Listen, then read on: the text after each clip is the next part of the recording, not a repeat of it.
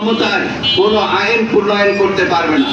এই জন্য দেশের সকল মানুষরা পিয়ার পদ্ধতিতে ইলেকশন হোক, সকলের অংশগ্রহণে আমাদের পার্লামেন্ট গঠিত হোক।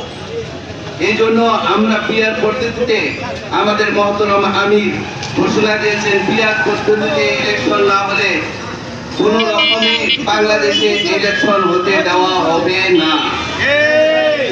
এই জন্য আমরা বলবো, এদেশের সবচাইতে বড় দল যারা দাবি করেছিল তারা পলায়ন করছে। এখন আপনারা দাবি করতেছেন আমরা বড় দল।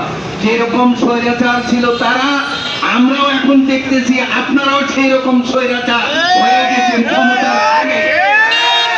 এই জন্য বাংলাদেশের লোক আর জনগণ চায় না আপনারা স্বৈরাচার হয়ে দেশের পার্লামেন্টে যাবেন, আমাদেরকে নিষ্পদ লুণ্ঠন করবেন, নিজেরা বটগাছ হয়ে যাবেন।